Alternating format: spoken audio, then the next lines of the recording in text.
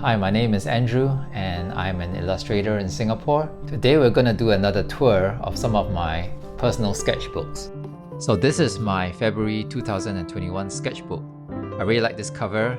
It's made from all these old paintings I saved from when she was a toddler. That's when she would just splatter and experiment with paint and use up lots of paper. This is actually IKEA paint on IKEA paper and it has a really nice texture. Some dreamy scene painted with acrylic.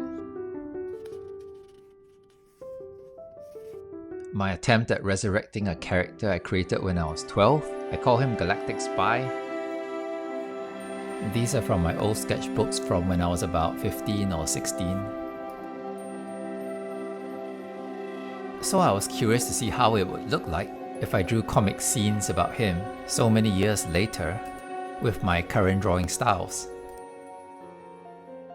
Some sketches I did to wind down after teaching a sketching class at a university. During class, I usually just watch students draw, so after class, it's my turn. Sketching while my car was being serviced, another random comic test scene idea. Here I was writing a galactic spy story in a first person's voice. I was just practicing, just writing and not stopping until I reached the end of the page. Something my wife learned from a comedy class she took and taught me.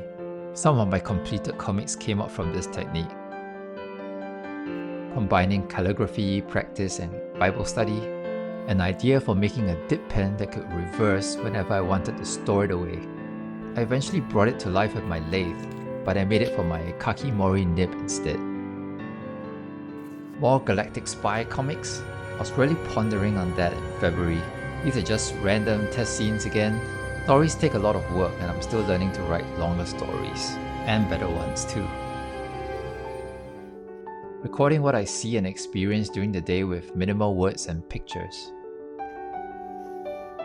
At the sketching class at the university, I was sketching the other co-lecturers and people around. 2021 was during the pandemic, if you remember that, so we all had to wear masks in public, except when eating. Another Galactic Spy comic, this time when he finds his robot companion all damaged. Looks like I used a dip pen and watercolors. In this page, my family went to a pond, then a reservoir to collect water as part of a science experiment. I only had a few minutes to draw with my wife and daughter waiting for me to go, so I had to keep things really quick and simple. Practicing being bored by taking notes of small details like how the horn icon looks on my car steering wheel, shapes on the leather seat. I should do this again. It made me discover so many things. I learned it from this book. It's a good book for new discoveries.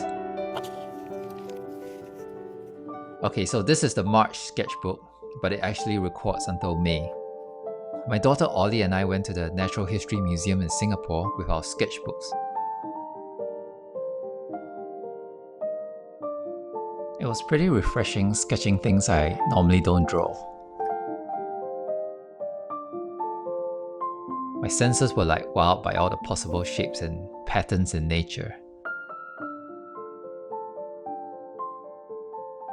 And around that time I bought myself and Ollie a skate scooter so I could go skating with Ollie. It was my first BMW. It's fun, it's useful, I'm still happy I bought it. Drew out a dream I had, and a random comic trying to capture a disappointment I was feeling at that time. During dining times is where people stay still enough for me to draw them. But they still move, so I just draw the new pose over the old pose. So it becomes like a photograph with multiple exposures.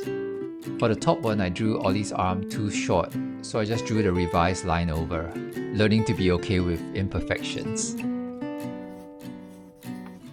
Comic capturing my newfound interest in skate scooting. Practicing just drawing the bare essentials with just minimal lines. Sometimes that's all I have time for.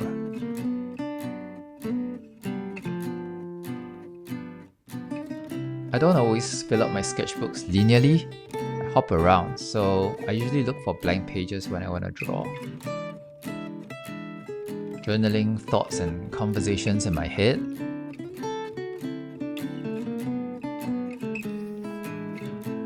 This was the time I brought Ollie skate scootering on this long pathway around Singapore's Marina Bay Sands. I thought she would have fun, but no.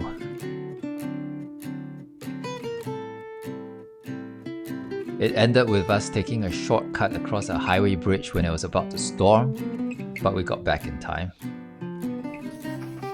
As part of the university sketching class, we brought the students to Fort Canning Park to sketch. It's a historical landmark in Singapore. For that session, everyone was given time to sketch on their own. So I had time to myself to sketch. So this time I put in more effort in doing tighter shapes and put in a fuller range of tonal values and textures. It was nice doing a more detailed drawing than my usual quick and fast loose drawings for a change. Scenes at my in-laws' house after class. This is a drawing from a large photo on the wall. It's my wife and her mom when she was about Ollie's age. It was the school holidays. We brought Ollie to the beach to skate scoot and meet friends. There was this playground there beside a McDonald's. I drew and painted this amidst all the things that were going on around me. I think the messiness of the drawing matches the busyness of the place that day. A drawing of a train station I saw in the distance while waiting at a bus stop. I painted it at home with more dramatic colours than how the scene actually looked. I like how white acrylic paint covers over things. Recording my life during April, my house was undergoing renovation and we had to live with my parents for a while. And I lost one of my relatives. A student in class who wears a yellow hat, drawing some soldiers who pass by the window of a cafe at the university. More journal entries as comics, and this is after I colored them and put them on my blog. Just recording everyday things, what I did, problems with the toilet, what my family was up to at the time. When I record these things down, it helps me process what is happening around me rather than just letting one thing after another pass by. And I usually get this bittersweet feeling when I look back on them again. I like how simply this rain scene was depicted. Just a few lines and I can still tell what's going on. This is what I get excited about. It does help that I'm drawing this really small. There isn't space for much detail, so it forces me to simplify. I like this cover. The guy is a monoprint that I drew and cut out. The paper is the same as the March sketchbook, and I used my favourite white pencil to draw on it. It seems to be charcoal. Anyways, the June sketchbook. Painting Ollie while I wait for her at a playground. I was using gouache and colour pencils. I was colouring the shapes first, then adding in the lines later. And I was trying out a limited colour palette, just red, blue, white, and the brown paper. Oh, I really like this spread. I'd learned a new technique on YouTube. In a nutshell, I can draw the lines with pen or pencil, then colour my pictures with oil pastels. Then I use a palette knife to scrape off the top layer, just leaving the oil pastels that are stuck in the grains of the paper. The result is this very rich textured effect. I find it magical. Paintings with the Caran d'Ache Neo Color 2 oil pastels.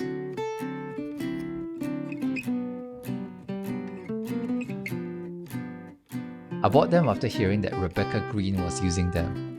I really admire her work. I love the textures monoprints create. Just playing around. That's a quote from Spider-Man Homecoming. This was a style test for a picture book I was working on during that time. Gouache and colour pencils. Actually, I did lots and lots of style tests and I was actually stressing myself out. Eventually I went with acrylics. Acrylics gave me that textured look I wanted for such an emotional story. This picture book was done together with psychologists to help kids experiencing trauma. And I think we should stop here and continue the tour another time. I hope this inspires you to sketch in your own sketchbooks, and thanks for watching.